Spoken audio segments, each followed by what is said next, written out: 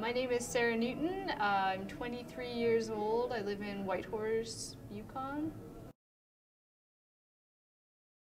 Climate change has made a big difference on my life. The more that I learn about climate change, the more passionate I get about what we are doing to affect it as humans on this planet. There's so many cars right now. Everyone drives a car. I'm definitely guilty of driving a car, but our society has almost made it so mainstream that it's really hard to try and diverge from that. People do some things like taking the bus and transit and walking, and I do that as much as I possibly can, but I'm definitely not innocent. I think that our government could put legislation in place to encourage people to reduce their carbon footprints. I think that taxing gas even harder is a good idea, actually, because as soon as there's a monetary motivation for people to do something, then they really try their best to make it work. And it could put a lot of more money into transit, because a lot of cities in Canada really do need a better transit system to allow people to take it.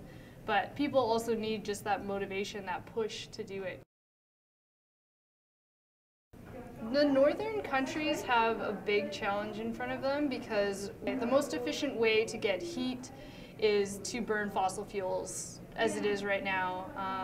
The polar winter, when we need the most energy, we have the least amount of solar power possible, and wind power is a real challenge just because the ice on the blades really messes it up, and I don't think they've been able to fix that problem yet, which is interesting. So we're some of the smartest and most powerful nations on the country, and we really have a great opportunity to put all of our creativity into doing something different. The mining companies, they put a lot of energy into trying to find these minerals, but not a lot of energy into trying to figure out how to make their mines work. For instance, in Whitehorse, 3 new mines came online this year, and now most of our energy that we're powering, which is diesel power, the worst type for this, is coming from the city of Whitehorse, whereas if we decentralized where we're getting our power a little bit, maybe it would be a little easier on the grid. Also, everything is packaged in plastic, and there's so much stuff that is made of plastic, and it just ends up getting broken and ends up in the landfills. It's amazing just how much junk. And diapers. I'm a new mom.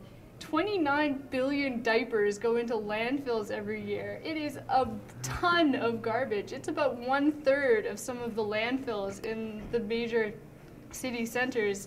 That is just unacceptable. I think people need to move away from using all these plastics. There are a lot better resources that we can utilize, such as bamboo and hemp, which are very fast-growing fibers, and it could be used for almost everything that we use plastic for. Governments have a role to play in changing our use of fossil fuels, but I don't think it's the only way. I think that there's a lot of grassroots organizations that are doing a lot to make things better and encouraging people to take bikes and do other things like that, and I think those are really positive motivators for policymakers because these people are also voters. I personally am a one-issue voter, and the environment is my issue.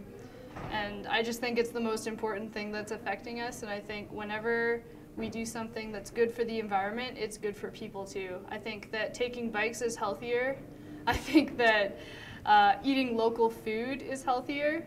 It doesn't cost so much to transport it, and I also believe that just having cleaner air and a more stable environment for our kids to grow up is the most important thing. So that's to all you policymakers out there.